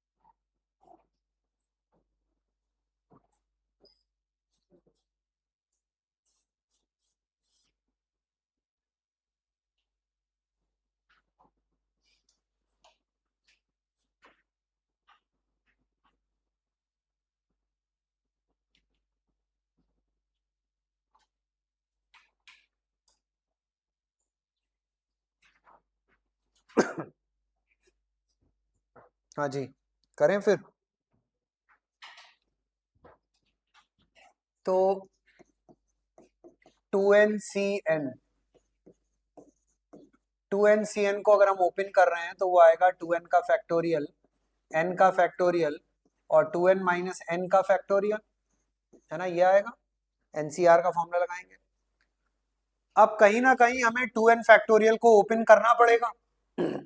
तो 2n फैक्टोरियल को मैं 2n-1, 2n-2, 2n-3 इस टाइप से लिखता जा सकता हूँ, 4 3 2 1, और नीचे बच्चे 2n फैक्टोरियल बैठे हुए हैं। और आप देखो जो आपको प्रूफ करना है उसी में राज छुपा हुआ है कि करना क्या है हमें, है ना, उसी में राज छुपा हुआ है सारा। आप यहाँ पे सारे ऑड वाले अलग कर लीजिए, जितने भी ऑड वाले हैं ना, 2n-1 2n, क्योंकि आप देखो जो आपको प्रूफ करना है उसमें सारे ऑड वाले एक जगह हैं, तो सारे ऑड वाले बच्चे एक जगह कर लीजिए जितने भी ऑड वाले हैं, और सारे इवन वाले एक जगह कर लीजिए। अब ये बताइए इसमें टोटल टर्म कितने हैं यहाँ से लेके यहाँ तक? 2n टर्म है, तो आधे आधे बटने वाले हैं ना ये लोग, है ना, तो n टर्म्स एक जगह चले जाएंगे और n टर्म एक जगह चले जाएंगे। तो इवन वाले मैंने सब अलग कर लिए, इवन वाले सारे बच्चों मैंने अलग कर लिए, और ऑड वाले सारे अलग कर लिए। और इन ऑड वालों को तो अब मैं बिल्कुल भी डिस्टर्ब नहीं करूंगा, क्योंकि इनको तो मुझे प्रूफ में चाहिए ना, ये वाले ऑड वाले नंबर्स, तो इनको तो बिल्कुल डिस्टर्ब नहीं करना। इवन वालों को थोड़ा सा और सिंप्लीफाई करते हैं। अब आप ये देखो जितना भी इवन टर्म है ना, जितना भी इवन टर्म है, हर एक में से एक 2 कॉमन आ सकता है कि नहीं? हर टर्म हर फैक्टर आपको एक एक 2 कॉमन दे सकता है कि नहीं दे सकता? ये n टर्म लिखे हुए हैं और हर एक में से एक एक 2 कॉमन आ सकता है, तो मतलब कुल मिला के बाहर कॉमन कितना आ जाएगा? 2 की पावर n, है ना, हर एक में से एक 2 बाहर खींच लिया मैंने। फिर उसके बाद ये क्या बचा n, है ना, फिर ये बचा n-1, फिर ये बच गया n-2, और लास्ट में बच गया 2 × 1, ये तो n फैक्टोरियल बन गया फिर से, और नीचे एक n फैक्टोरियल से ये कैंसिल हो जाएगा, और ये हमें प्रूफ करना था, है ना। तो एक n फैक्टोरियल खत्म कर दो बच्चे इससे, और यही आपको प्रूफ करना था, है ना। तो 2n-Cn की वैल्यू, है ना, ये चाहो तो ये थोड़ा सा दिमाग में भी रखो इसको, है ना, ये वैल्यू होती है 1 3 5 2n-1, है ना, सारे first n odd natural numbers का product by n factorial into 2 की पावर n, है ना, और x की पावर n तो ये पहले से ही चल रहा है, तो ये हमें प्रूफ करना था। क्लियर ना?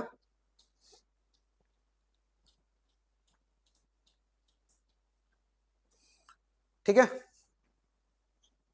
अब आते हैं बायनोमियल के एप्लीकेशन पे। बायनोमियल का एप्लीकेशन ना बहुत सारे केसेस में यूज होता है ना, तो एक एक करके स्टार्ट करते हैं।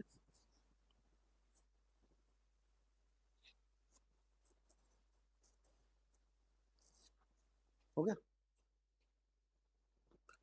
तो जैसे मैं इसका एप्लीकेशन बच्चे स्टार्ट करूंगा, है ना, मैं कुछ चलो लिस्ट बनवाता हूँ एक पहले, जैसे नंबर ऑफ है ना रैशनल टर्म्स वगैरह डिटरमाइन करने में, rational terms, irrational terms determine करने में। नंबर 2, रिमाइंडर में बहुत शानदार एप्लीकेशन है, ठीक है, रिमाइंडर के प्रॉब्लम्स के अंदर। डिविजिबिलिटी से रिलेटेड जो क्वेश्चंस होते हैं, है ना, रिमाइंडर डिविजिबिलिटी, चलो हो गया ये इधर ही कवर। इसके अलावा यूनिट प्लेस, है ना, टेंस प्लेस, 100 प्लेस, 1000 प्लेस, है ना, पे कौन सा यूनिट रखा हुआ है वो सब निकालने में, है ना, बायनोमियल का बहुत यूज होता है। ठीक है, तो ये सब कुछ कॉमन एप्लीकेशन है, जल्दी से इन पे थोड़ा सा क्वेश्चंस स्टार्ट करते हैं। सबसे पहले मैं स्टार्ट कर रहा हूँ नंबर ऑफ रैशनल और इरैशनल टर्म का एक आध प्रॉब्लम लेते हैं। जैसे देखिए, मान लीजिए मुझसे कहा गया, एक मुझे कोई नंबर दे दिया गया, इस टाइप का एक नंबर दे दिया गया कि 5 की पावर, है ना, 1/2 प्लस 7 की पावर 1/5, और इसकी होल पावर में दिया गया है 22। ठीक है ना, हमसे ये पूछा जा रहा है कि अगर हम इस नंबर को एक्सपेंड कर दें, एक्सपेंड कर लें तो उसके एक्सपेंड करने के बाद ऐड नहीं करना, आपस में ऐड वैड नहीं करना है। एक्सपेंड करके आपने कितने टर्म बनेंगे टोटल? 23 टर्म्स बनेंगे। उन 23 टर्म्स में से कितने टर्म ऐसे होंगे जो कि रैशनल नंबर होंगे, है ना? तो हमें बताना है नंबर ऑफ रैशनल टर्म्स। कितने टर्म्स ऐसे हैं जो कि रैशनल बनने वाले हैं, है ना? ये 23 में से, है ना? तो सीधा सीधा या तो जनरल टर्म लिख लो और क्लैरिटी आ जाएगी, जनरल टर्म से साफ दिख जाएगा, है ना? जैसे अगर एक बार मैं इसका जनरल टर्म लिख दूं तो इसका जनरल टर्म बनने वाला है एनसीआर 5 की पावर 1/2 की पावर 22 माइनस आर और 7 की पावर 1/5 की पावर कितना? आर। देखो यहां से अब तुम्हें क्लियर दिखाई देगा, ये 5 की पावर 11 माइनस r/2 लिखा हुआ है और ये 7 की पावर r/5 लिखा हुआ है। आर 0 से लेके और 23 तक जा रहा है ना? 23 तक जा सकता है, सॉरी 22 तक ही, है ना? वो तो अपने आप 23 टर्म हो जाएगा 22 पर, यहां तक जा सकता है यार। और आपको इस जनरल टर्म क्या है भाई, पूरे एक्सपेंशन का रिप्रेजेंटेटिव ही तो है, वो इस एक्सपेंशन के हर टर्म को रिप्रेजेंट ही तो कर रहा है ना। आर को अगर मैं 0 रखूंगा पहला टर्म आएगा, आर को 1 रखूंगा सेकंड टर्म आएगा, है ना? वो रिप्रेजेंटेटिव है। तो क्यों ना मैं यहां से बात करूं। अब आप देखो यहां से आपको भाई करना क्या है, आपको इस क्वांटिटी को इंटीजर बनाना है, आपको इस क्वांटिटी को इंटीजर बनाना है, तभी तो इंटीग्रल टर्म आएंगे। अच्छा एनसीआर से कभी डर लगता नहीं है, क्यों नहीं लगता? क्योंकि एनसीआर हमेशा एक पॉजिटिव इंटीजर है, तो एनसीआर से कभी घबराने की जरूरत नहीं है ना? वो हमेशा एक पॉजिटिव इंटीजर है, क्योंकि एनसीआर क्या बताता है, वो नंबर ऑफ वेज बताता है ना? तरीके बताता है किसी भी टास्क को कंप्लीट करने के कितने वेज हैं, और वेज हमेशा पॉजिटिव इंटीजर ही तो होते हैं ना, कि भाई हम इतने तरीके से ये काम पूरा कर सकते हैं, है ना? इतने तरीके से ये हो सकता है। तो इससे घबराने की जरूरत नहीं, इसको तो साइड करो, आपको खाली इन दोनों को फोकस करना है। तो आपको यहाँ से क्लियर दिखाई दे रहा है ना, आर को 2 का भी मल्टीपल होना पड़ेगा और आर को 5 का भी मल्टीपल होना पड़ेगा। तो कितनी पॉसिबिलिटी हो गई? एक तो 0, एक, है ना, एक क्या हो गया 10 हो गया और एक हो गया 20, मतलब आर को 10 का मल्टीपल होना है ना। तो आपके पास सिर्फ ये 3 चॉइसेस हैं, 0, 10 और 20। तो कितने रैशनल या कितने इंटीग्रल टर्म यहां बनने वाले हैं? 3, है ना? और 23 में से ये 3 माइनस कर दो, बाकी वो इरेशनल बनेंगे, है ना? तो यहां पे कुल मिला के बचे सिर्फ 3 रैशनल टर्म्स आपको मिलेंगे, 3 रैशनल और 20 इरेशनल टर्म्स। कोई डाउट यहां तक? तो जब भी आपके पास रैशनल टर्म इंटीग्रल, हो सकता है वो रैशनल की जगह इंटीग्रल बोल दे, तो ठीक है, इंटीग्रल में भी कोई दिक्कत नहीं है, एनसीआर इंटीजर है ही है। आपको खाली इस पावर को फोकस करना है, ये पावर, है ना, रैशनल या वो ना हो जाए इरेशनल क्वांटिटी की, बस। ओके ना? तो जितना भी रैशनल टर्म्स या इरेशनल टर्म्स वाला प्रॉब्लम होगा वो सब जनरल टर्म से डील करेंगे। कभी कभी हो सकता है बहुत बड़ी पावर हो, तो यहाँ कोई प्रोग्रेशन बन जाएगा, कोई भी एपी बन जाएगा या मेथड ऑफ डिफरेंस, कुछ भी कोई प्रोग्रेशन बन जाएगा अगर ज्यादा बड़ी पावर है तो। क्या चीज? बिना चैनल टर्म के क्या कर रहा है मतलब? हाँ,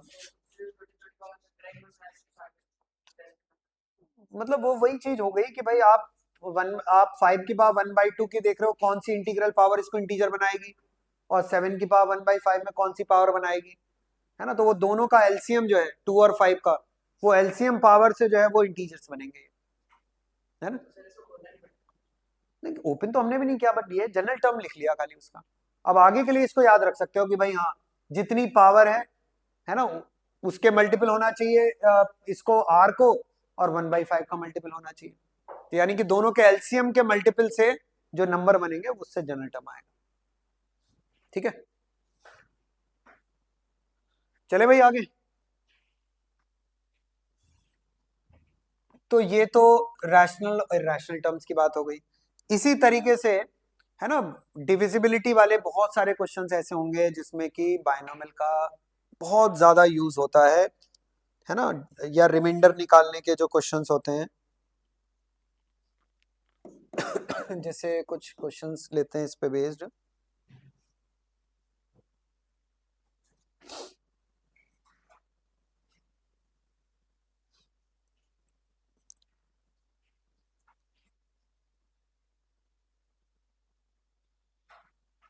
जैसे सपोज मुझे यही बोला गया है कि भाई फाइंड करना है रिमाइंडर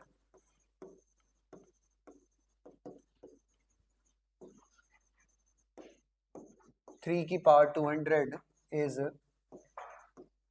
3 की पावर 201 इज डिवाइडेड बाय 8। ठीक है, 3 की पावर 201 है, इसको हमें 8 से डिवाइड करना है।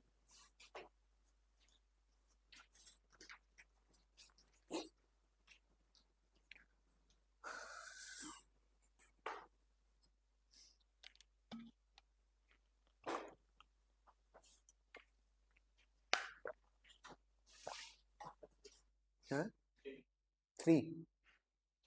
ठीक है, तो भाई एक तो तरीका यही है कि जो 3 की पावर 201 है, मतलब ये जो बेस में 3 लिखा हुआ है ना, बेस में जो 3 लिखा हुआ है, इसको किसी तरीके से 8 के एकदम नियरेस्ट, है ना, नियरेस्ट नंबर पे लेके चलो।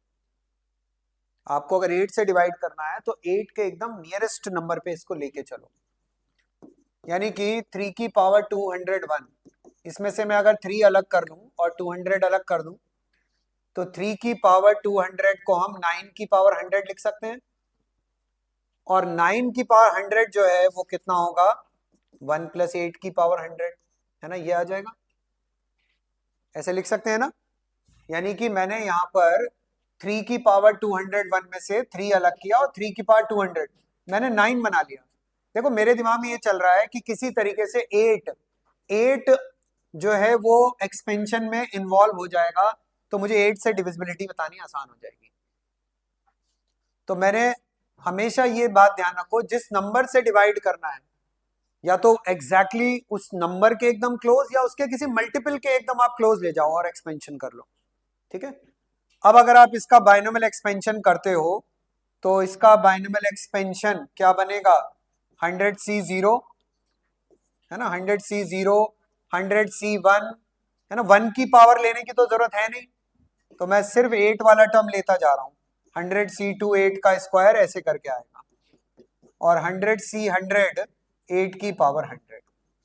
अब आप देखिए, यहां से लेके यहां तक जितने भी नंबर हैं वो सब 8 के मल्टीपल हैं, यानी इनके अंदर 8 आना कंफर्म है।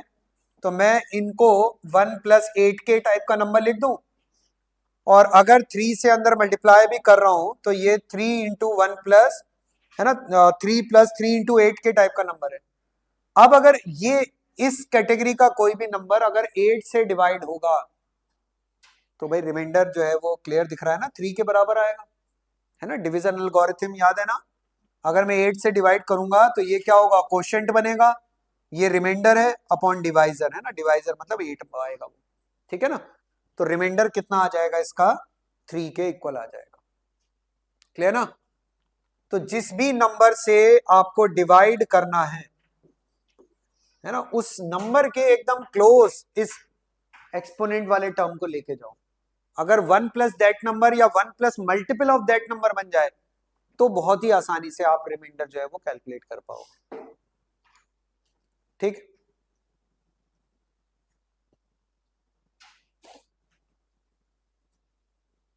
हो गया।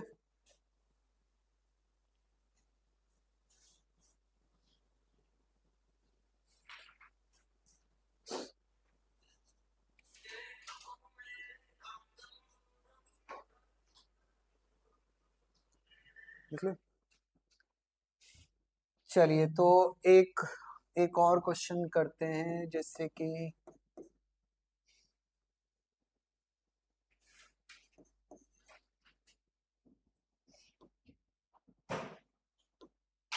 ये बताओ क्या आएगा,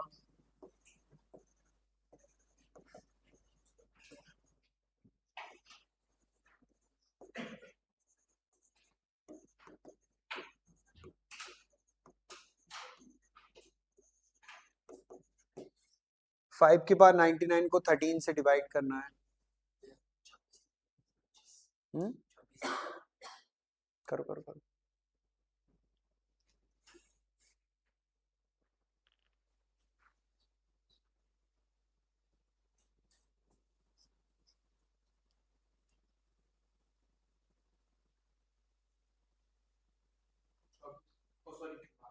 हम्म, 12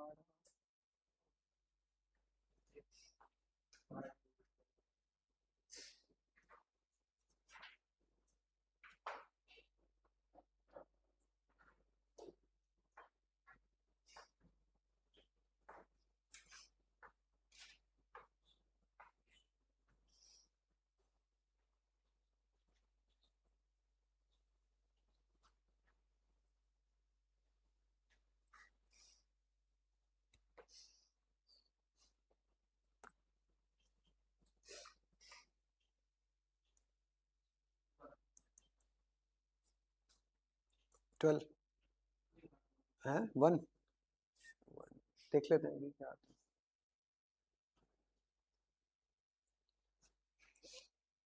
देखो आइडिया वही है, मुझे किसी तरीके से इस 5 को, है ना, 13 के एकदम क्लोज लेके जाना है, जो कि फिलहाल बड़ा मुश्किल काम है ना। तो इसके मल्टीपल के क्लोज लेके चलते हैं। अगर मैं इसमें से एक 5 अलग कर लूं तो 5 की पावर 98 हो जाएगा। ठीक है, 5 क्या 98 हो जाएगा, क्योंकि मैं ना इसको 25 बनाने जा रहा हूं। 25 अगर मैं इसको बना लूं तो भाई 13 के मल्टीपल के एकदम क्लोज हो जाएगा ना। हाँ, अच्छा सॉरी, ठीक है। ये बात समझ आ रही है सबको? मैंने इसको 5 स्क्वायर इसमें से अलग कर लिया क्योंकि मैं 13 के पास नहीं ले जा रहा हूं। मुझे ज्यादा से ज्यादा ये कोशिश करनी है कि जो बेस है उसको 1 प्लस दैट नंबर या 1 plus multiple of that number मुझे ब्रेक करना है। तो मैं तो इसको 13 के पास तो नहीं ले जा पा रहा हूं, लेकिन 26 के पास ले जा सकता हूं जो कि 13 का मल्टीपल है। तो मैंने इसको 25 लिख लिया। 25 लिखने के बाद मैंने इसको 26 माइनस 1 लिख लिया, और यहां अब मैं बाइनोमियल एक्सपेंशन लगा रहा हूं। ठीक है, यहां पे बाइनोमियल एक्सपेंशन लगा रहा हूं क्योंकि 26 आपको देखो 13 से डिवाइड करना है, तो जितना ज्यादा से ज्यादा 13 आपको दिखेगा उतना आपके लिए फायदे का सौदा है, या भी उसका कोई मल्टीपल दिखाई दे। तो इसमें बाइनोमियल एक्सपेंशन लगाओ, तो 49C0 26 की पावर 49 माइनस 49C1 26 की पावर 48, है ना, ऐसे करके ये आता रहेगा। थोड़ा आखिरी टर्म्स लिखते हैं, तो जैसे इसका सेकंड लास्ट टर्म होगा 49C48, और उसके अंदर भी 26 आएगा, और लास्ट टर्म होगा 49C49, उसमें 26 नहीं आएगा। ये आ गया। अब आप एक बात देखो, यहां से लेके यहां तक हर एक में 26 बैठा है कि नहीं बैठा? अगर आपने 13 से डिवाइड किया तो हर नंबर 13 से डिविजिबल होगा ना, बस एक आखिरी नंबर को छोड़ के, यानी कि कुल मिला के ये जो क्वांटिटी लिखी हुई है इसको मैं 13K-1 लिख दूं, है ना, क्योंकि ये कितना आ गया, 1 हो गया। समझ आए ये बात सबको? तो मैंने इसको 13K-1 टाइप का नंबर लिख दिया। अब अगर ये मैं 5 से अंदर मल्टीप्लाई कर रहा हूं तो ये कुछ ऐसी क्वांटिटी बन रही है ना। अब मुझे 13 से डिवाइड करना है, लेकिन एक बात हम लोग अच्छे से जानते हैं कि रिमाइंडर कभी निगेटिव नहीं होता, तो मैं इसका आंसर 5 नहीं कह सकता हूँ, है ना, या माइनस का 5 नहीं कह सकता हूँ अगर मैं 13 से डिवाइड कर रहा हूँ तो। ठीक है ना, तो अभी मुझे कुछ ऐसा करना पड़ेगा कि यहां से ये माइनस साइन हमें हटाना है। ठीक है, तो 5 × 13K, मैं इसको भी 13 का मल्टीपल बनाने जा रहा हूं, और इसके लिए मैंने 8 सब्ट्रैक्ट किया, और 8 से क्या किया, ऐड कर दिया। 8 सब्ट्रैक्ट 8, 8 ऐड किया। क्यों किया ऐसा? ताकि ये नंबर भी क्या बन जाए, 13 का मल्टीपल बन जाए, है ना। अब ये भी 13 का मल्टीपल हो गया, यानी ओवरऑल ये सारी क्वांटिटी 13 की मल्टीपल हो गई ना। तो फाइनली ये नंबर आ गया 13m+8 टाइप का। तो रिमाइंडर क्या हो गया इसका, है ना, 8 हो जाएगा। सही है ना, रिमाइंडर इसके अंदर कितना आ जाएगा, 8 आ जाएगा। रिमाइंडर कभी भी निगेटिव नहीं होगा। अगर यहाँ +5 होता तो फिर नो डाउट 5 आंसर हो जाता, लेकिन अभी रिमाइंडर कभी निगेटिव नहीं होगा, तो इसलिए मुझे इस नंबर को भी 13 का मल्टीपल बनाना है। तो मैंने 8 सब्ट्रैक्ट किया और 8 ऐड कर दिया। अब ये 13m+8 टाइप का नंबर है, तो रिमाइंडर की वैल्यू बच्चे 8 हो जाएगी। ठीक है, कोई डाउट इसमें? तो जितना भी रिमाइंडर वाला प्रॉब्लम है उसको हम लोग, है ना, बायनोमियल से डील कर सकते हैं। हालांकि इसकी कुछ नंबर थ्योरी में कुछ थ्योरम्स भी आती हैं, उनसे भी हम ये प्रॉब्लम्स कर सकते हैं, है ना, लेकिन उनके भी कुछ अपने रिस्ट्रिक्शंस हैं। हो गया यहाँ तक?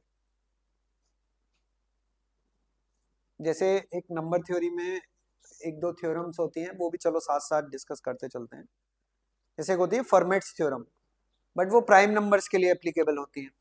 ठीक है, यानी कि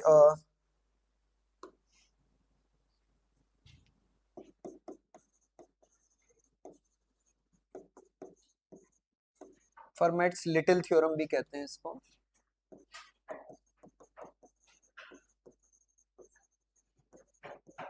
ठीक है, ये देखो थ्योरम क्या होती है। मान लो एक p प्राइम नंबर है। ठीक है, ये एक प्राइम नंबर है और a कोई इंटीजर है। ठीक है, और ये भी हमें ध्यान रखना है, a कोई इंटीजर है, कि a और p जो है वो रिलेटिवली प्राइम होने चाहिए। ओके ना, a और p इनका कोई कॉमन मल्टीपल नहीं होना चाहिए। ठीक है, तो p कोई प्राइम नंबर है और a कोई इंटीजर है, such that GCD of a and p are 1,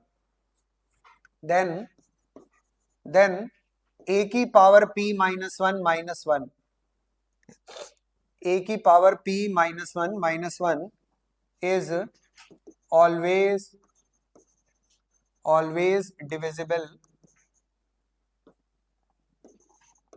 divisible by p, है ना, ये हमेशा p से डिविजिबल होता है।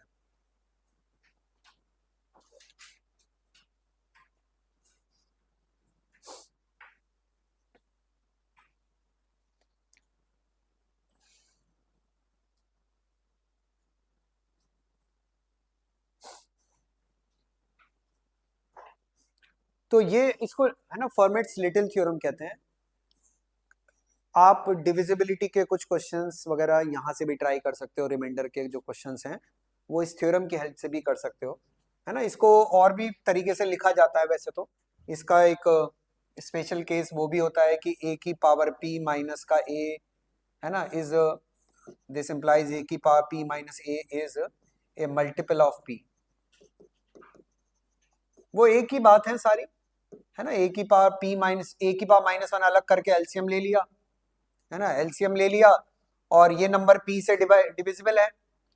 ठीक है, a और p रिलेटिवली प्राइम है, तो a की पावर p माइनस a जो है ये क्या होगा, एक कोई मल्टीपल ऑफ p होगा। बट चलो देखते हैं एक बार इसका एप्लीकेशन। जैसे एक मैं क्वेश्चन लेता हूं, मान लीजिए हमें ऐसे दे दिया,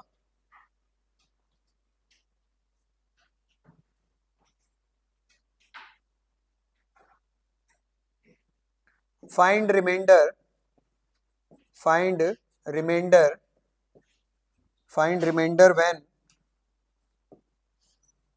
3 की पावर 100 इज डिवाइडेड बाय 11, है ना। मुझसे कहा गया कि रिमाइंडर बताना जब 3 की पावर 100 11 से डिवाइड किया जाएगा।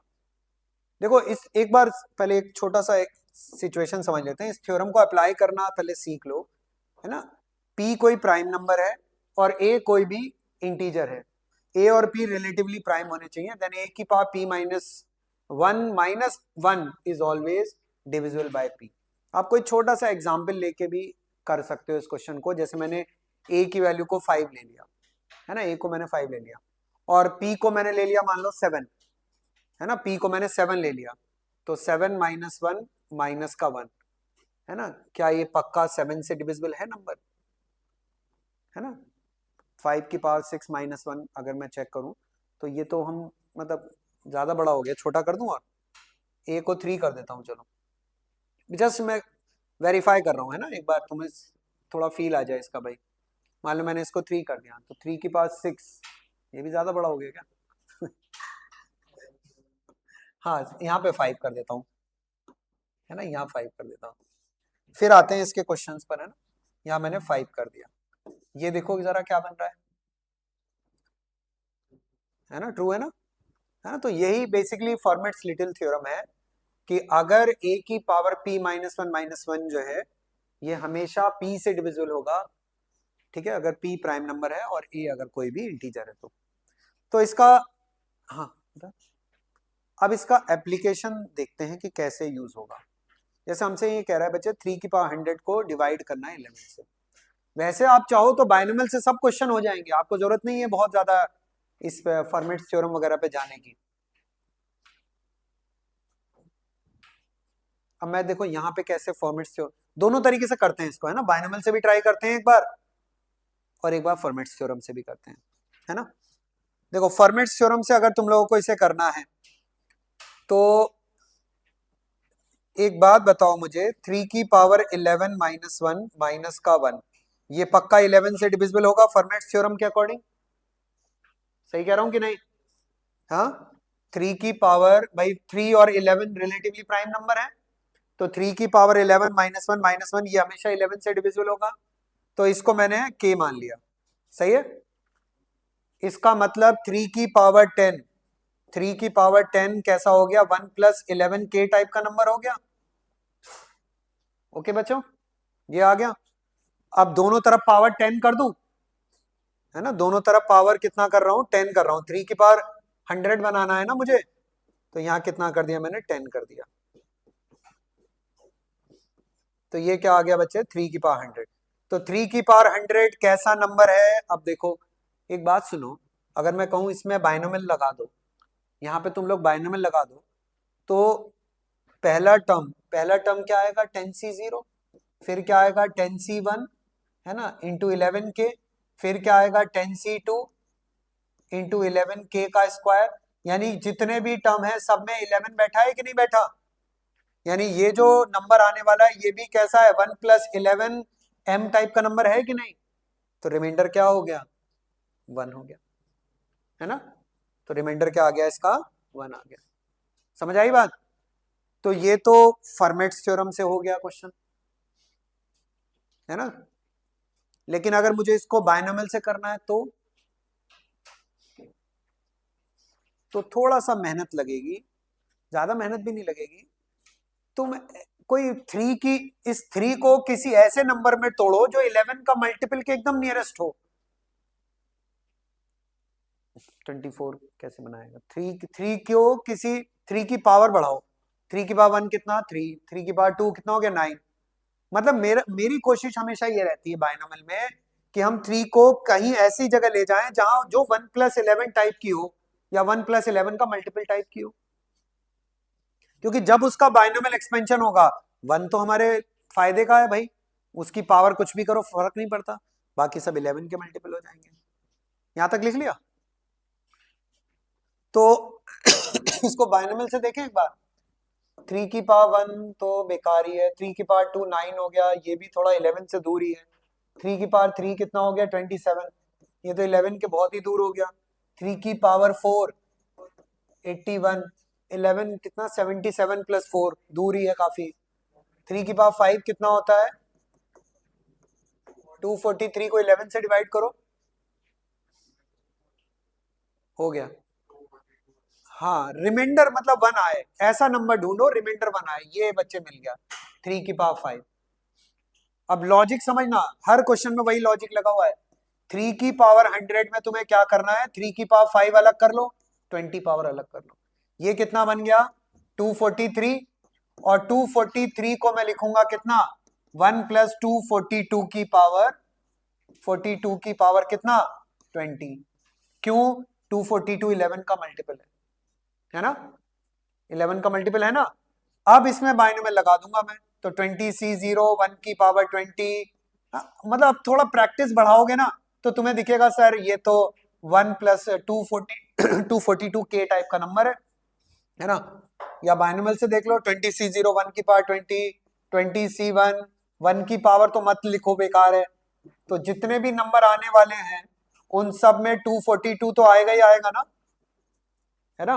तो बाकी तो सारे 11 से डिविजिबल है, सिर्फ यही बचेगा एक अकेला, तो रिमाइंडर क्या आ गया, 1 आ गया। सही है ना। तो कुछ केसेस में बहुत बड़ी कोई पावर होगी तो शायद ये अच्छा है, फर्मेट्स लिटिल थ्योरम, ठीक है। अदरवाइज हम बाइनोमियल से भी सिमिलर टाइप के प्रॉब्लम कर सकते हैं। क्लियर हुई बात सबको? एक और क्वेश्चन कर लो। तो मुझे वीकडेज का टाइम बताओ, कब आ सकते हो तुम लोग? कभी बुला लो, क्या मतलब, सुबह आ जाओ 4 बजे।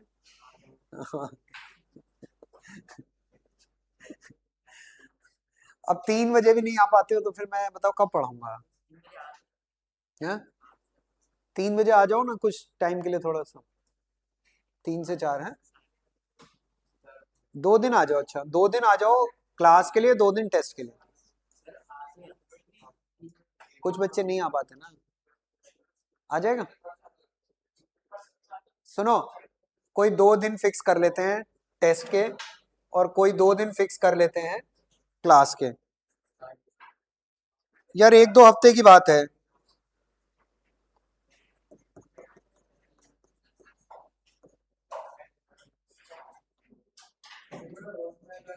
हाँ जाओ।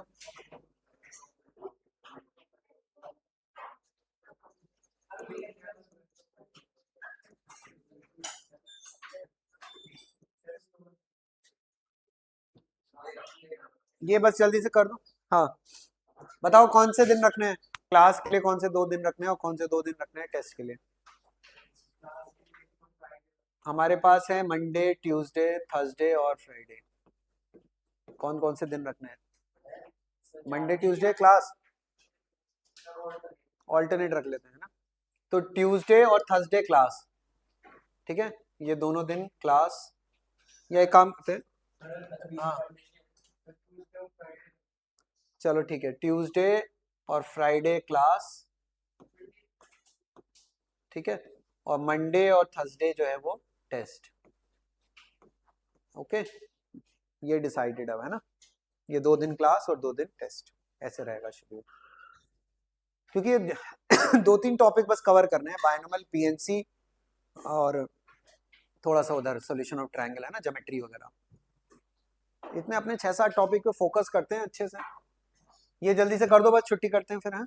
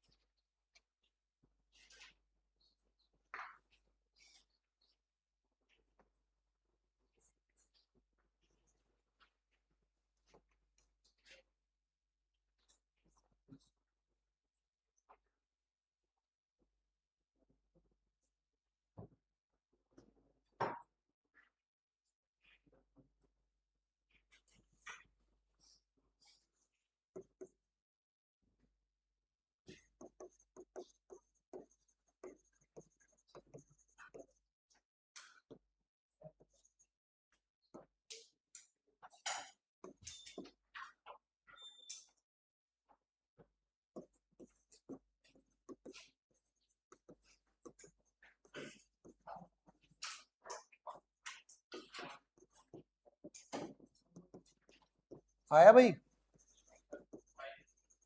5, ठीक।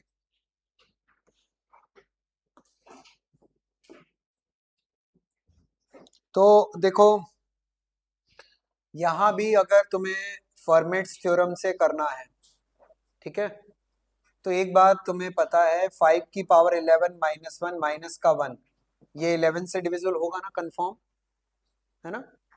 यानी कि इसको कुछ के मान लो, तो 5 की पावर 10 ये 1 प्लस 11k टाइप का नंबर है। अब एकदम इस पावर के थोड़ा नजदीक पहुंचने की कोशिश करते हैं, इस पावर के एकदम नजदीक जाते हैं, यानी या एक काम करो, इसको यहीं पे रोको। 5 की पावर 3571, इसको 5 की पावर 3570 इंटू 5 की पावर 1 लिख सकते हो ना, है ना। 5 और ये कितना हो गया, 5 की पावर 10 की पावर 357 हो गया इंटू 5। 5 की पावर 10 की जगह ये रख दूं 1 प्लस 11k, तो 5 की पावर 10 की जगह रख दिया 1 प्लस 11k, इसकी पावर 357 और इंटू 5। अब मैं बच्चे अगर इसमें बाइनोमियल एक्सपेंशन लगाऊं, है ना, बाइनोमियल एक्सपेंशन लगाऊं, तो पहला टर्म तो 1 ही रहने वाला है और बाकी जितने भी नंबर आएंगे वो 11 के मल्टीपल आएंगे और बाहर से 5 से मल्टीप्लाई हो रहा है। 5 को जब मैं अंदर भेजूंगा तो रिमाइंडर 5 आ गया ना, है ना, रिमाइंडर क्या आ जाएगा, 5 आ जाएगा। बाकी ये 11m इंटू 5 टाइप का नंबर है, तो ये आपका आंसर हो गया। ठीक है, और अगर बाइनोमियल से करना है तो बाइनोमियल से भी होगा, लेकिन थोड़ा शायद हो सकता है चैलेंजिंग हो, क्योंकि आपको पहले ये देखना पड़ेगा 5 की ऐसी कौन सी पावर हम ले जो कि 11 का मल्टीपल हो। तो आपको हो सकता है 2 3 4 5 पावर तक करके देखनी पड़े कि भाई 5 की पावर 1 क्या होता है ना, उससे तो कोई फायदा है नहीं। 25 में भी 11 का मल्टीपल नहीं आएगा, मतलब तुम्हें 11 के बेस को क्या करना है, 11 के प्लस माइनस 1। जो आइडिया यहाँ छुपा हुआ है वो समझ रहे हो ना, बेस को 11 मतलब 11 के प्लस माइनस 1 टाइप का नंबर लाना है, तो ये भी काम का नहीं लग रहा। 5 का क्यूब में कुछ आएगा, नहीं बनेगा। 5 की पावर 4 625, 11 से डिवाइड करो जरा, नहीं, रिमाइंडर 1 आना, मतलब डिवाइड करने पे 1 आ जाए। 5 की पावर 5 क्या होता है, 5 की पावर 5 निकालना जरा, 5 की पावर 5 3125, जरा 11 से डिवाइड करो इसको,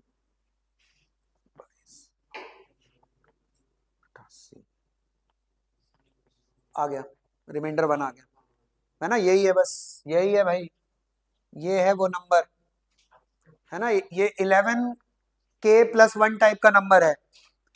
तो आप यानी कि यहाँ पे 5 की पावर 5 बना लो, हो जाएगा क्वेश्चन, सही है ना।